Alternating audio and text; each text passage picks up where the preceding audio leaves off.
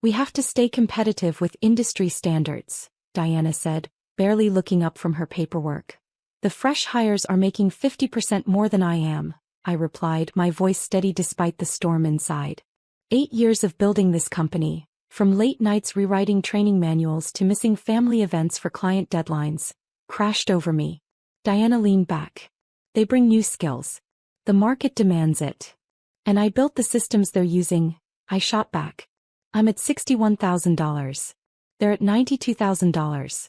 That's not market adjustment, that's exploitation.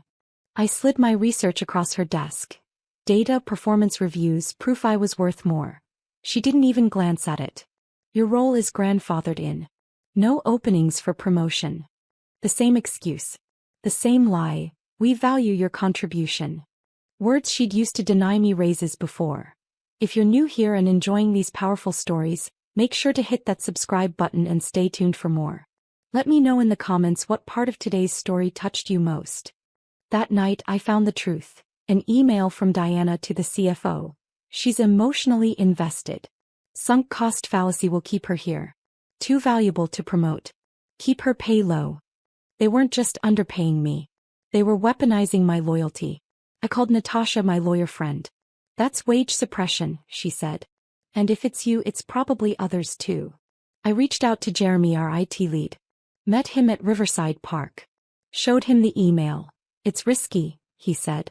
But if you're going to do it, a security audit report might exist in a temporary folder. For 24 hours. By Tuesday night I had the data. Every long-term employee paid 30 to 45% below market. A documented strategy called legacy retention optimization, ranking loyal staff by flight risk, then suppressing their pay that I was labeled minimal flight risk, strong emotional attachment. Betrayal burned through me. This was an oversight. It was policy. At 5:45 a.m. Wednesday, I walked into the empty office. Ready. I arrived at the office before dawn, placed a sealed envelope on Diana's keyboard. Resignation letter, her damning email and the USB drive, and sent the compiled evidence to all long-term employees with the subject, the real reason you're underpaid. By 6:30 a.m. I was across the street watching. Diana called twice, I declined. Her text screamed, call me right now. What the hell is this? I stayed silent. By 7:45 my inbox flooded. Shock, gratitude. Elena, thank you for confirming I wasn't crazy. Graham, just submitted my resignation. Not anymore. At 8:30 I answered Diana's call. You have 1 minute before lawyers file charges. She raged, but I replied calmly. I had proof of systemic wage suppression, and would share it with the Department of Labor unless she met me. She refused. I gave her an ultimatum. Meet me or the data goes public by afternoon. She arrived at Riverside Cafe at 10:03 furious. Start talking. I told her to sit. She clutched her purse like a shield. You've committed professional suicide. Maybe. But your problem is 42 angry, underpaid employees who now know the truth. I slid a folder across the table. A plan to fix compensation include back pay and resignations from her and Lawrence. She called it insane. This is your chance to control the narrative, I said. Refuse and everything goes public by Friday. She snatched the folder and stormed out. I sat calm. My phone buzzed. Jeremy, all hell breaking loose. What did you do? I replied, started something that should have started years ago. By noon, the company announced a comprehensive compensation review. That afternoon they offered me 8 months severance for silence. I declined. Over 3 days 13 long-term employees resigned. Then came the all-staff email. Diana and Lawrence were stepping back. Legacy staff would get market rate pay, retroactive 6 months. It wasn't everything I'd demanded, but more than I'd hoped. Natasha called. You did it. I looked out at the city lights. Did I? 13 people left. The company might not survive this. The aftermath of my email rippled far beyond one company. Natasha told me, words spreading. Other firms are scrambling to review their pay practices, terrified someone will expose them like you did. You've created a roadmap for change. 3 weeks later, Elena shared the latest. Diana had tried to launch a new consulting firm, but someone, perhaps Jeremy, had sent her clients the damning strategy documents. They dropped her immediately. The board's investigation uncovered deeper fraud. Her empire collapsed. I realized then, my revenge wasn't the email or the folder. It was making truth unavoidable. Once that first domino fell, the rest followed. Within a month, I landed my first consulting contract. Companies wanted me to audit their equity practices. 6 weeks later, even Lawrence, the former CFO, apologized. I went along with it for efficiency. I never saw the human cost. He was now working with a nonprofit on fair labor. 2 months after leaving, I spoke at a Women in Tech conference. Knowing your worth isn't rebellion, I said. It's self-respect. A group of women from one company approached me afterward, afraid but ready to fight. 2 weeks later, they won an internal equity review. Then came an email from Lydia, an HR director in Austin. Your story made me audit our data. We found the same pattern. Thank you, we're fixing it. That's when it hit me. This wasn't just about justice for me. It was about giving others permission to question the system. I started an online community. Transparency is power became its motto. 3,000 members joined in 2 months. 6 months out, I published my full story in a major business publication. A journalist picked it up for a viral exposé on systemic wage suppression. CEOs were ousted. Lawsuits filed. The reckoning had begun. 8 months later, a handwritten letter arrived from Diana. She admitted everything. Exploiting loyalty, losing her way. You held up a mirror, she wrote. I'm trying to prevent the next version of me. I replied simply, thank you for acknowledging what happened. The world needs fewer exploiters and more people willing to admit they were wrong. 1 year after my resignation, I stood as keynote speaker at a major industry conference, titled Building Equitable Workplace Cultures from the Ground Up. The journey had transformed pain into purpose, and silence into a movement. As I stood backstage preparing to go on, I felt that familiar mix of nervousness and determination. In the audience were hundreds of executives, HR professionals, employees. All people who'd been touched by the conversation I'd started. I walked onto the stage to solid applause. A year ago, I made a decision that changed my life and unexpectedly touched thousands of others. I sent an email exposing systematic wage suppression at the company I'd dedicated 8 years to building. Today I want to talk about why that moment mattered, what's changed since then, and what still needs to change. Because here's the truth. My story isn't unique. It's not even unusual. It's just one example of a pattern that exists in countless workplaces across every industry. The systematic devaluing of loyalty. The exploitation of emotional investment. The assumption that people who care deeply can be paid less because they won't leave. What made my story different wasn't the injustice. It was that someone finally documented it and refused to stay silent. I spoke for 40 minutes about building systems where transparency is default, where loyalty is rewarded rather than exploited, where employees aren't assets to be optimized but partners in building something meaningful. The applause at the end was thunderous. During the Q&A, an older man in an expensive suit raised his hand. I recognized him from the conference program, CEO of a major corporation. Honest question, he said. Don't you think what you did was essentially corporate terrorism?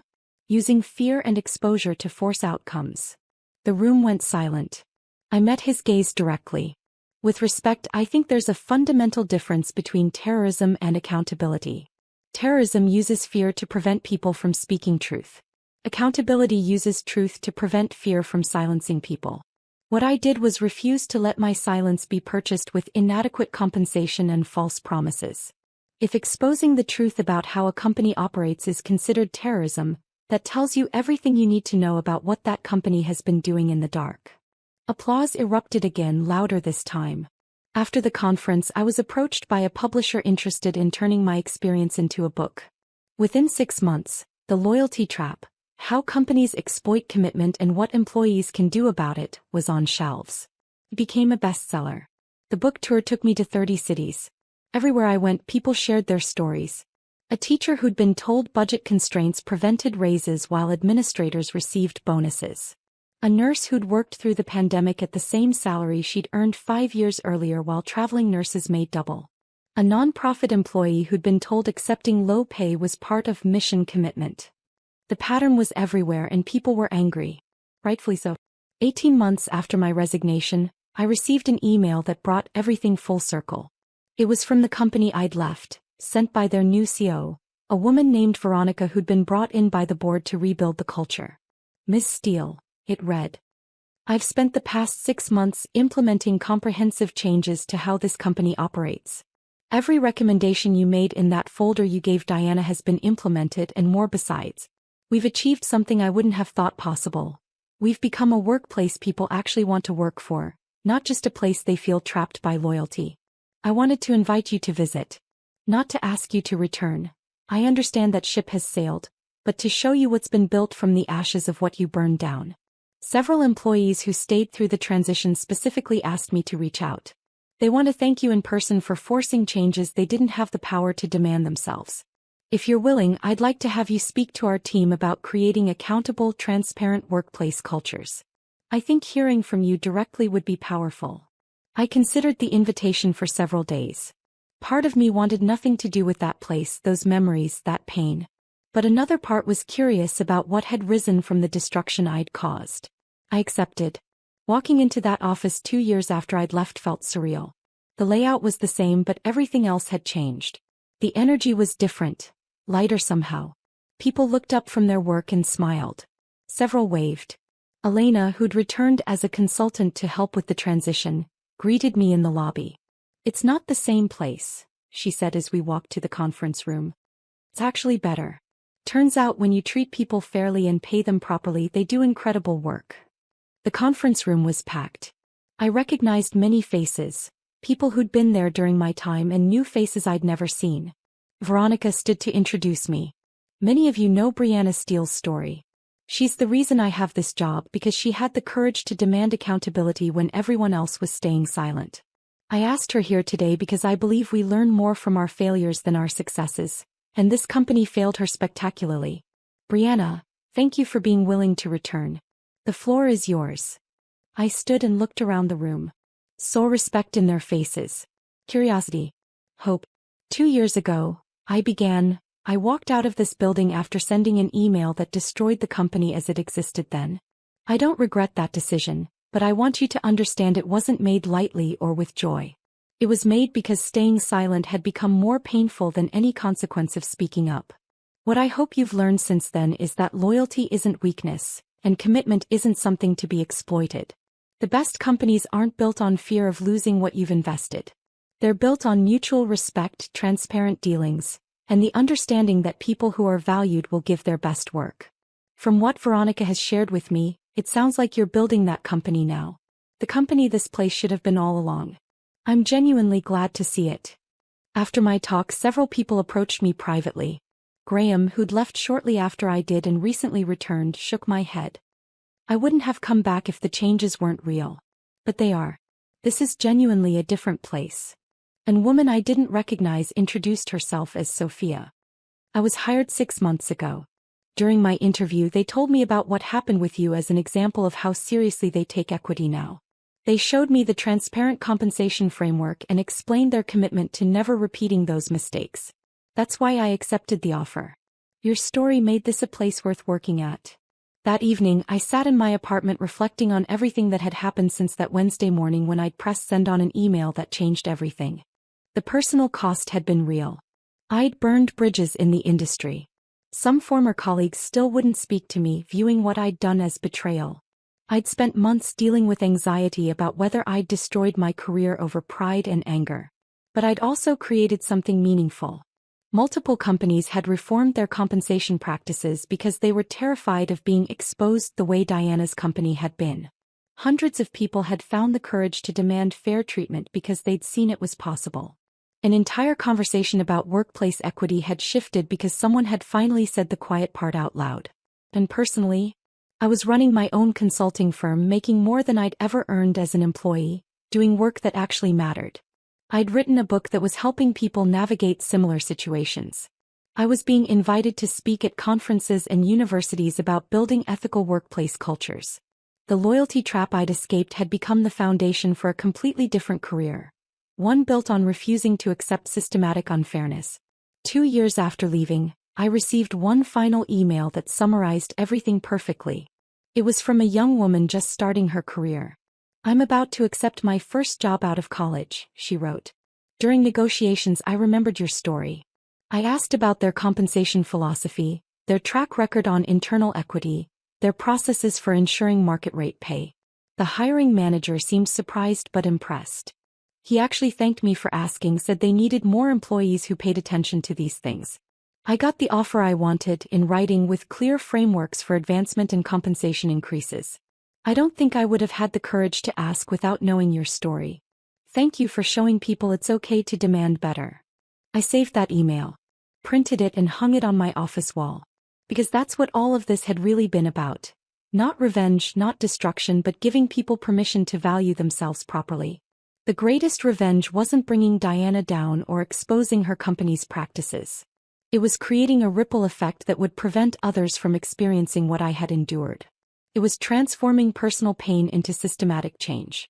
3 years after that Wednesday morning, I found myself on a panel at the World Economic Forum discussing fair labor practices in the digital age. Sitting beside me were labor economists, policymakers, and other advocates who'd been fighting these battles for decades. What's changed in the 3 years since your story broke? The moderator asked me. I thought carefully before responding. The conversation has fundamentally shifted. 3 years ago, if you complained about being underpaid, you were told to be grateful for having a job. Now, companies understand that employees comparing notes isn't a threat. It's inevitable. Transparency isn't radical anymore. It's becoming expected. After the panel, I was approached by a representative from the Department of Labor. We've been tracking the impact of your case, she said. It catalyzed 17 separate investigations into compensation practices at major corporations. 9 resulted in settlements totaling over $40 million in back pay to affected employees. Your documentation methodology has become a template for how we investigate wage suppression claims. That night, alone in my hotel room overlooking the city, I finally allowed myself to fully process what had happened. The scared, undervalued woman who'd sat in Diana's office 3 years ago felt like a different person. Someone I'd had to shed to become who I was now. My phone buzzed with a text from Jeremy. Just got promoted to VP of Technology. Market rate salary, transparent compensation, the whole deal. Never would have happened without the changes you forced. Thank you for being braver than the rest of us. I smiled and typed back. You gave me the data that made it possible. We did this together. His response came quickly. No. You did what the rest of us were too scared to do. Own that. 4 years after my resignation, I was invited back to my college to give the commencement address. Standing before hundreds of graduating students, I saw myself at their age. Eager, idealistic, ready to dedicate myself completely to building something meaningful. You're about to enter workplaces that will ask for your loyalty, I told them. Your dedication, your passion, your willingness to go above and beyond. Those are valuable qualities and you should be proud of them. But remember this. Loyalty is a two-way street. Dedication should be reciprocated. Passion deserves to be compensated fairly. Don't wait 8 years like I did to realize that accepting less than you deserve doesn't make you noble. It makes you complicit in your own devaluation. Know your worth from day one. Document everything. Compare notes with colleagues.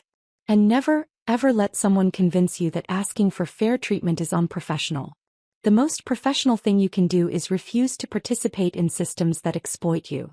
The applause was deafening. After the ceremony, a young graduate approached me with tears in her eyes. My mother worked for the same company for 23 years. She died last year never knowing she'd been underpaid her entire career. I wish she'd heard someone tell her what you just told us. I hugged her tightly. Then make sure others hear it. Break the cycle.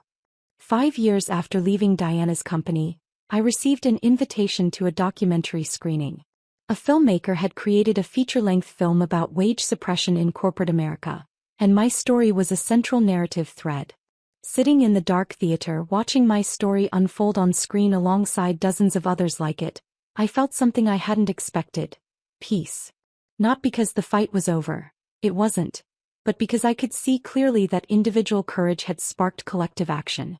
The documentary ended with recent footage of protests outside major corporations, employees collectively demanding fair compensation. Legislators introducing bills requiring pay transparency. Companies voluntarily implementing equity audits to avoid public scandal. During the Q&A after the screening, someone asked the director why she'd chosen to feature my story so prominently. Because Brianna did something most people only dream about, she answered. She didn't just walk away from injustice. She documented it, exposed it, and forced institutions to change. Her story gives people a roadmap for how one person with courage can create waves that become tsunamis. 6 years after that pivotal Wednesday, I was running a nonprofit foundation dedicated to workplace equity. We provided free resources for employees dealing with compensation discrimination, funded legal assistance for those who couldn't afford it, and trained HR professionals on building truly equitable systems. The foundation's name? The Loyalty Project. Our tagline: your commitment deserves reciprocity. We'd helped over 10,000 workers navigate compensation disputes, provided documentation templates used in hundreds of successful negotiations, connected people with employment lawyers who worked on contingency for strong cases. But the work I was most proud of was our Sunshine Initiative, a voluntary certification program for companies that agreed to full compensation transparency and regular third-party equity audits. Companies that earned our certification could display it publicly, attracting employees who valued fairness. Within 2 years, 47 companies had earned certification. Hundreds more were working toward it. One morning I received an email that made me laugh out loud. It was from a recruiter at a major tech company. "We're looking for a chief equity officer," it read. "Someone to oversee all compensation practices and ensure we're living up to our values of fairness and transparency. Given your background and expertise, we believe you'd be perfect for this role. Compensation range: $380,000 to $450,000 depending on experience." I forwarded it to Natasha with a message. "Remember when I was making $61,000 and being told that was fair market rate?" Her response: "The market has been properly corrected. You corrected it." I didn't take the job. I was exactly where I needed to be. But I did refer 3 qualified candidates from my network, all of whom had similar stories of being undervalued until they demanded better. 7 years after leaving, I published my second book, After the Reckoning: Building Workplaces Where Loyalty Isn't a Liability. It focused on practical frameworks for companies genuinely committed to equity, not just avoiding scandal. The book's dedication read, "To everyone who stayed silent when they should have spoken, and to everyone who found their voice when it mattered most." One chapter was titled, "The Diana Paradox," exploring how intelligent, capable leaders could convince themselves that exploitation was just smart business. I'd interviewed dozens of former executives who'd implemented similar strategies and later regretted it. Diana herself had declined to be interviewed, but she'd sent a message through her publicist: "Tell Brianna I'm glad someone wrote this. Maybe it will spare others from making my mistakes." 8 years after that Wednesday morning, I was invited to speak at the very conference where I'd first shared my story publicly. Full circle. Backstage, I ran into Isabel, the woman who'd first approached me after my initial talk. She was now leading her company's entire people and culture division.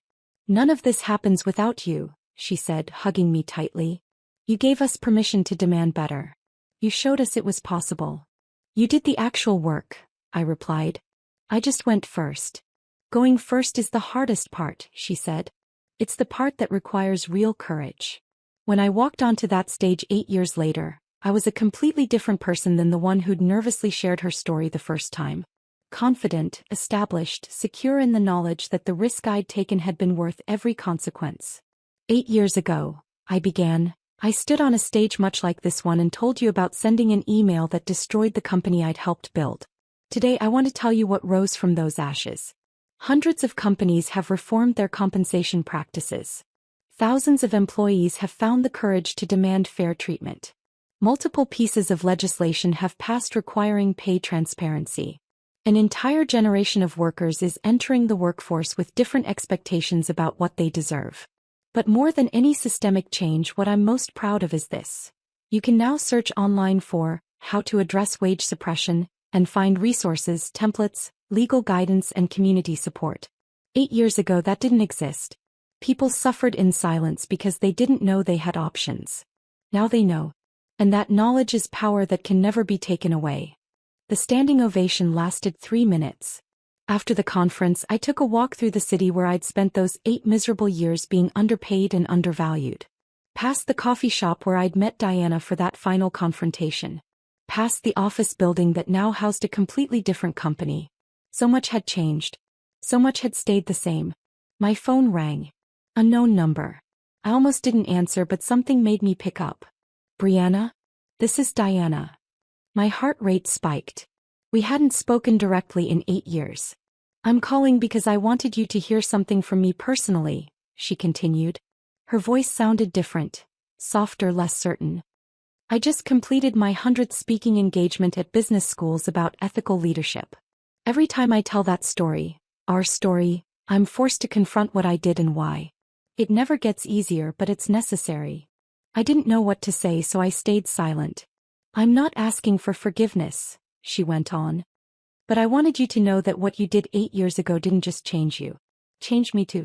It forced me to become a better person, even though I fought that change every step of the way. So, thank you for caring enough to force accountability when I'd lost my way. You're welcome, I said finally. And Diana, I hope you mean it. I hope you're actually helping prevent the next version of you from making the same choices. I am, she said quietly. Every single day I am. After we hung up, I stood there holding my phone, feeling emotions I couldn't quite name. Vindication mixed with sadness. Satisfaction mixed with regret for what could have been if she'd chosen differently from the start. But mostly I felt complete. The chapter that had defined so much of my adult life had finally, truly closed. That evening, I drafted what would become my most widely shared article, 8 years after. Lessons from the Loyalty Trap. I wrote about the personal cost of speaking up, the unexpected rewards of standing firm, and the ripple effects that continue spreading outward from one moment of courage. The conclusion read, if you're reading this while sitting in an office wondering if you're being valued fairly, wondering if you should stay silent or speak up, wondering if demanding better makes you ungrateful or unprofessional, let me tell you something I wish someone had told me 8 years earlier. Your worth isn't determined by someone else's assessment. Your loyalty isn't a weakness to be exploited. Your commitment doesn't obligate you to accept unfair treatment. And refusing to be devalued isn't revenge, it's self-respect. 8 years ago I made a choice that terrified me. I chose my dignity over my comfort. My future over my past. My worth over their assessment of it. It was the best decision I ever made. The article went viral within hours. My inbox flooded with thousands of responses. People sharing their own stories, asking for advice, expressing gratitude for permission to demand better. One email stood out. It was from a woman named Cassandra. I've been at my company for 12 years, she wrote. Your article made me finally check market rates for my position. I'm being paid 40% below average. Tomorrow morning, I'm walking into my boss's office with the data and a clear demand. If they refuse, I'm walking out. Thank you for showing me it's possible to value myself even when others won't. I wrote back immediately, document everything. Know your bottom line before the conversation. Remember that their inability to value you properly is not your problem to solve by accepting less. Good luck. You've got this. Her response came 2 days later. They refused. So I left. Job interview this afternoon at a competitor. Felt terrifying and liberating at the same time. For the first time in 12 years, I'm excited about work again. These stories kept coming. Each one proved that the choice I'd made 8 years ago hadn't just changed my life. It had changed the landscape for countless others. 9 years after leaving, I was invited to testify before Congress about the need for federal pay transparency legislation. Sitting before the committee, I told my story one more time, but now it was part of an official record that could influence national policy. The question isn't why employees like me eventually speak up, I concluded my testimony. The question is why we ever thought it was acceptable for companies to systematically undervalue people's contributions while profiting from their loyalty. Transparency isn't radical. It's basic fairness. And it's long overdue. The legislation passed 6 months later. The Workplace Compensation Transparency Act required all companies with over 50 employees to disclose salary ranges in job postings and provide annual compensation equity reports. I attended the signing ceremony at the White House. Standing in that room watching the president sign a bill that would protect millions of workers from what I'd experienced, I finally understood the full scope of what had started with one email on one Wednesday morning. 10 years after leaving Diana's company, I organized a reunion of sorts. I invited everyone who'd been part of the original exodus, the 13 people who'd left in those first weeks after my email. We met at a restaurant, and as I looked around the table, I saw successful, valued, properly compensated professionals. Everyone had moved on to better opportunities. Several had started their own companies, deliberately building cultures based on equity and transparency. Graham raised his glass for a toast. To Brianna, who had the courage to burn it down so we could all build something better. To systemic change, Elena added. Which started with one person refusing to stay silent. We went around the table, each person sharing where they were now and how that pivotal moment had changed their trajectory. "I'm making twice what I was then," said Trevor, who'd been a developer. "But more importantly, I'm valued. My opinions matter. My time is respected. I didn't know work could feel like this. I started my own firm specifically because I wanted to prove it could be done differently," shared Priscilla, former project manager. "We're completely transparent about compensation. Everyone knows what everyone makes and why. No secrets, no exploitation. And we're thriving." When it was my turn, I paused before speaking. 10 years ago, I was the most miserable I'd ever been. Trapped in a situation where my loyalty was being used against me. I felt powerless, undervalued, and stuck. The person I was then would never have believed she'd be sitting here now, having helped change an entire industry's approach to compensation. But here's what I've learned. We're never as powerless as we feel. Documentation is leverage. Truth is a weapon. And sometimes the most powerful thing you can do is refuse to participate in your own devaluation. Thank you, all of you, for validating that choice by making your own brave choices. We didn't just change our lives. We changed the system. The dinner lasted 4 hours, filled with laughter and reminiscing and cautious optimism about how far we'd all come. As I drove home that night, I thought about the woman I'd been 10 years ago. Exhausted, undervalued, convinced that staying silent was the professional thing to do. I wished I could go back and tell her what was coming. That the fear would be worth it. That the risk would pay off beyond anything she could imagine. But maybe she wouldn't have believed it. Maybe she needed to live through it to understand that some bridges deserve to be burned when they're built on exploitation. My phone buzzed with a text from Natasha. "Just saw your foundation's annual report. 10,000 workers helped. $87 million in recovered wages. 47 certified equitable companies. Not bad for someone who just wanted fair pay." I smiled and texted back. "Turns out demanding dignity creates ripples." "Tsunamis," she corrected. "You created tsunamis." 10 years, 3 months and 14 days after I pressed send on that email, I received one final message that perfectly bookended everything. It was from Veronica, still leading the company I'd left. "Brianna, I wanted you to know we just celebrated our 10th consecutive quarter of record employee retention and satisfaction scores. We're regularly ranked as one of the best places to work in the industry. Every new hire orientation includes the story of how this company transformed, and your name comes up with respect and gratitude. We're not perfect. We still make mistakes. But we've built something genuinely worth being loyal to, a place where commitment is reciprocated, where transparency is default, where people are valued as partners rather than resources. None of that happens without what you did. So thank you. For caring enough to demand better even when it cost you everything. Thank you for showing us what we should have been all along." I read that email 3 times, then closed my laptop and looked out my office window at the city skyline. Somewhere out there, someone was sitting in an office wondering if they were being treated fairly. Wondering if they should speak up or stay silent. Wondering if demanding better made them unprofessional or ungrateful. I hoped my story would reach them. I hoped it would give them the courage to value themselves properly. I hoped it would show them that individual action could create systemic change. Because that's what all of this had really been about. Not revenge, not destruction, but transformation. Taking pain and turning it into purpose.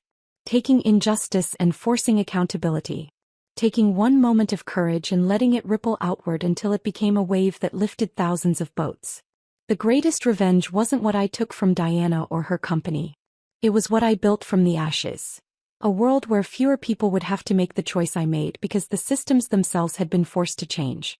10 years after leaving, I was exactly where I needed to be. Not in spite of what happened but because of it. And somewhere I hoped the woman I'd been back then was proud of who we'd become.